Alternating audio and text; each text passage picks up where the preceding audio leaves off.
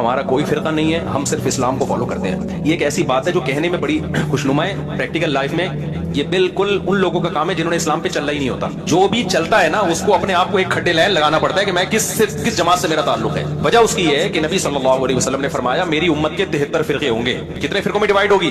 73. ان میں ایک صحیح ہوگا، باقی 72 کیا ہوں گے؟ جہنمی ہوں گے. تو وہ ایک جو صحیح ہوگا وہ بھی کیا ہوگا؟ فرقہ ہوگا. تو 73 فرقوں میں سے ایک فرقہ ہوگا نا وہ. اب وہ ایک فرقہ نبی صلی اللہ علیہ وسلم نے یہ نہیں بتایا کہ وہ دیوبندی ہوگا، بریلوی ہوگا، اہل حدیث ہوگا، حنفی ہوگا، شافعی ہوگا. نہ نہ نہ، آپ نے اس کی علامت بتائی کہ یہ وہ فرقہ ہوگا کہ جو قرآن حدیث اور صحابہ کو فالو کرے گا. کیا مطلب؟ جو فرقہ صرف قرآن کو مانتا ہے، حدیث اور صحابہ کو نہیں مانتا، وہ بھی ان جہنمیوں فرقوں میں سے ہے. یہ جو چاروں امام ہیں نا، ابو حنیفہ، مالک، شافعی، احمد بن حنبل، ان کے فالوورز صحابہ کے اجماع کو حجت مانتے ہیں. تبھی ان میں کوئی فتویٰ آپ کو اجماع صحابہ کے خلاف نظر نہیں آئے گا. یہ کبھی قرآن و سنت کی وہ تشریح نہیں کریں گے جس پہ صحابہ نہ چلے. اگلا کوشچن ہے جی 73 فرقوں والی حدیث کی کیا اہمیت ہے؟ ہر فرقہ اس حدیث کو فرقہ بنانے کی دلیل کے طور پر پیش کر کر کے اپنے بزرگوں کے فرقے کا دفاع کرتا ہے. علی بھائی کا اس حوالے سے کیا موقف ہے؟ علی بھائی تو پہلے آپ سے یہ کہیں گے 73 فرقوں والی حدیث کی بڑی اہمیت ہے، اس لیے کہ اسی کی اہمیت کو اس امت نے پکڑا ہوا ہے اور اجاگر کر رہی ہے اپنا لقمہ اس کے منہ میں ڈال کے. جو 73 فرقوں والی ایک حدیث جو پبلک میں مشہور ہے نا، جامع ترمذی کی، وہ تو ضعیف ہے. شیخ البانی، شیخ زبیلی ضعیف صاحب دونوں نے اس کو ضعیف کہا ہے. مشکات میں بھی آپ کو شروع میں کتاب الاعتصام بالکتاب والسنہ چیپٹر میں مل جائے گی کہ نبی علیہ السلام نے فرمایا بنی اسرائیل میں 72 فرقے تھے، میری امت 73 فرقوں میں بٹ جائے گی، سوائے ایک کے سب دوزخی ہوں گے. اور پوچھا گیا وہ جنتی گروہ کون سا ہے، تو کہا گیا ما انا علیہ و اصحابی، جس پہ میں اور میرے اصحاب ہیں. یہ روایت اصول محدثین پہ سندن ضعیف ہے. البتہ اس کو سپورٹیو ایک صحیح حدیث ہے ابو داؤد کے اندر کہ نبی صلی اللہ علیہ وآلہ وسلم نے فرمایا کہ میری امت کے 72 فرقے دوزخ میں جائیں گے اور صرف ایک جنت میں جائے گا. فرقہ نہیں، گروہ، طائفہ منصورہ. اور نبی علیہ السلام فرمایا وہ ہے الجماع. یہ بھی ساتھ بتایا. آپ دیکھیں 73 فرقوں والی حدیث جو لوگ بیان کر رہے ہیں وہ ساتھ بتاتے نہیں ہیں کہ اس فرقے کا نام بھی آیا ہے. فرقہ نہیں کہنا چاہیے اس گروہ کا. الجماع. الجماع کس کا نام ہے؟ کسی کا بھی نہیں. بریلوی کے الجماع اپنے آپ کو کہتے ہیں، دیوبندی، اہل حدیث یا کوئی بھی نہیں کہتا. الجماع کا مطلب ہے امت کی مین سٹریم، اجماع امت جو موٹے موٹے عقیدوں کو لے کے چل رہی ہے. اور آپ نے اسلام فرمایا کہ میری امت میں ایسے یعنی فرقے پیدا ہوں گے جیسے باولا کتا کسی کو کاٹ جائے اور اس کا اثر ایک ایک رگ و ریشے میں داخل ہو جائے. اس طرح میری امت میں بدعت پھیلے گی.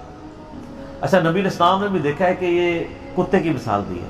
مجھے بتائیں کہ یہ کسی گروہ میں بدعت کا پھیلنا جس باولے کتے کے کاٹنے سے ہوگا، نبی علیہ السلام فرمایا وہ کتا کوئی ہاکی کا پلیئر ہوگا، کرکٹ کا پلیئر ہوگا یا کوئی مولوی ہوگا؟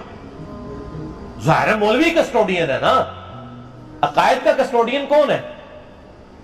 مولوی. تو علماء کو نبی اسلام نے، علماء سو کو کیا فرمایا؟ کتا. اور باولا کتا، پاگل کتا. بلکہ قرآن میں سورۃ الاعراف کی آیت نمبر 175 اور 176 میں بلعام بن باورا کی مثال دی گئی ہے کہ اللہ فرماتا ہے وہ کتے کی مثال ہے جو جیسا کہ زبان ہانپ رہا ہے، وہ اس پہ بوجھ ڈالا جائے تب بھی زبان ہانپے، نہ ڈالا جائے تب بھی زبان ہانپے. المستدرک الحاکم میں صحیح سند کے ساتھ حدیث ہے کہ یہ جو جس کی مثال دی گئی ہے قرآن میں، کہا گیا کہ وہ صاحب علم تھا اور بعد میں وہ پستی میں جا گرا. اس سے مراد یہودی عالم بلعام بن باورا ہے، عبداللہ بن مسعود کہتے ہیں رضی اللہ تعالیٰ عنہ. قرآن میں بھی کتے کی مثال، حدیث میں بھی کتے کی مثال. اور اب آپ دیکھ لیں جب ہم کہتے ہیں کہ جی آپ علماء سو کو کتا کہا گیا تو وہ پھر ہم سے ناراض ہوتے ہیں. نبی الاسلام تو وَإِنَّكَ لَعَلَىٰ خُلُقٍ عَظِيمٍ ہے، ان سے اعلیٰ اخلاق کسی کا نہیں، پھر بھی آپ کہہ رہے ہیں کتے کی مثال ہے. تو وہ روایت ٹھیک ہے کہ 72 جہنم میں جائیں گے، ایک جنت میں، لیکن اس میں الفاظ نہیں 72 ہمیشہ کے لیے دوزخ میں جائیں گے، یعنی ان کا کام دوزخیوں والے ہیں. ورنہ نبی الاسلام یہ کلیئر کرتے ہیں کہ 72 تو ہمیشہ کے لیے دوزخ میں ہے اور ایک ہمیشہ کے لیے جنت میں، یعنی اپنے اعمال کی وجہ سے ڈومیننٹ ان کا پورشن جہنم میں جائے گا. اس کو ایکسپورٹنگ حدیث بخاری اور مسلم کی ہے کہ میری امت کا ایک گروہ قیامت تک حق پہ قائم رہے گا، کوئی نقصان پہنچانے والا ان کو نقصان نہیں پہنچا سکے گا حتیٰ کہ قیامت قائم ہو جائے گی. تو یہ جو لوگ ان احادیث کی بنیاد پہ اپنے گروہ کو جنتی کہتے ہیں اور دوسرے کو دوست کی، پہلے تو یہ کلیئر کر دیں، جنتی فرقہ کوئی بھی نہیں ہے. فرقہ تو ہوتا ہی وہ ہے جو اصل سے ٹوٹ کے الگ ہو. جنتی گروہ ہے، طائفہ منصورہ، کامیاب گروہ. نبی علیہ السلام، صحابہ، تابعین، اہل بیت سب کے سب ایک یعنی جنتی گروہ تھے. ان سے ٹوٹ کے جو الگ بنا وہ فرقہ ہے. اب یہ پتا ٹوٹتا ہے تو وہ فرق ہو جاتا ہے نا اپنے درخت سے. وہ پتا تو نہیں کہہ سکتا یہ درخت فرقہ ہے. جس طرح آج ہم کہتے ہیں ہمیں اپنے آپ کو مسلمان کہنا چاہیے، وہ کہتے ہیں نیا فرقہ بن گیا. اور فرقہ تو وہ ہے جنہوں نے انڈیا کے شہروں کے نام کے اوپر اپنے آپ کو بانٹا ہوا ہے. بریلی اور دیوبندی، بریلوی دیوبندی دونوں انڈیا کے شہر ہیں. حالانکہ ہم ان کو پھر مسلمان سمجھتے ہیں. تمام اختلافات کے باوجود ان کی اصلاح کے لیے علمی طریقے سے ان کو ان کی غلطی ہائی لائٹ کرتے ہیں. 73 فرقوں والی حدیث، اس والا جو پورشن ابو داؤد کا وہ بالکل ٹھیک ہے. اور اس کا فہم میں جو سمجھتا ہوں وہ میں آپ کو بعد میں بتاؤں گا. پہلے میں وہ وسوسہ اس میں کلیئر کر دوں کہ ہر گروہ یہ کہتے ہیں ہم جنتی، دوسرے دوست کی.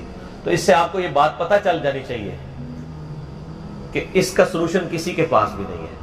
کیونکہ بریلوی اگر اپنے آپ کو طائفہ منصورہ کہتے ہیں، باقی سب کو کہتے ہیں وہ دوست ہی ہیں، تو پھر آپ خود سمجھ لیں. یہی بات دیوبندی بھی کر رہے ہوں گے. پھر ایک عام آدمی کدھر جائے؟ ایک عام آدمی قرآن و سنت پڑھ کے نبی علیہ السلام کے ساتھ اپنا رشتہ مضبوط کرے. ہر گروہ سے، خواہ وہ کسی مذہب فکر سے تعلق رکھتا ہے، سنی ہو، شیعہ ہو، حنفی ہو، شافعی، مالکی، حنبلی، بریلوی، دیوبندی، اہل حدیث، اہل تشیع، اچھے لوگ جو موجود ہیں جنہوں نے اپنی اصلاح کر لی ہے اور امت کی مین سٹریم سے نہیں ہٹے، انشاءاللہ جنت میں جائیں گے. یہ امت کی مین سٹریم سے ہٹنے والے لوگ ہیں جیسے خوارج ہیں، پوری امت سے الگ ہو گئے. آج دور اعظم میں قادیانیوں کو آپ کہہ سکتے ہیں پوری امت سے الگ. ایک انہوں نے جھوٹی نبوت کے اوپر ایک پورے کا پوری بلڈنگ کھڑی کر لی. یہ وہ گروہ ہیں.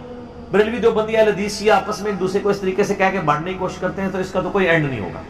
باقی یہ جو لوگ کہتے ہیں نا جی فرقوں میں بٹنا ضروری ہے کیونکہ خالی مسلمان کہلانا کافی نہیں. نبی علیہ السلام نے فرمایا تھا کہ فرقے ہوں گے. آپ نے یہ تو نہیں فرمایا تھا فرقے بنانا، آپ نے تو بلکہ ڈرایا ہے. یہ تو اسی طریقے سے ہے جیسے مسلم میں حدیث ہے، صحیح مسلم میں، کہ نبی علیہ السلام نے فرمایا قرب قیامت میں عورتیں ایسا لباس پہنیں گی گویا کہ ننگی نظر آ رہی ہوں گی. چست لباس ہوگا یا باریک. اس سے کوئی یہ رزلٹ نکالے گا کہ چونکہ اب قیامت آنے والی ہے لہذا ہم اپنی عورتوں کو ننگا لباس پہنائیں؟ یہ رزلٹ نکالنا چاہیے. تو فرقوں والی حدیث سے یہ رزلٹ کیوں نکال رہے ہیں کہ فرقے بنائیں؟ وہ تو کنڈیم کیا گیا. کنڈیم کیا ہے قرآن میں؟ وَاعْتَصِمُوا بِحَبْلِ اللَّهِ جَمِيعًا وَلَا تَفَرَّقُوا. اللہ کی رسی قرآن کو مضبوطی سے تھام لو، فرقوں میں مت بٹو.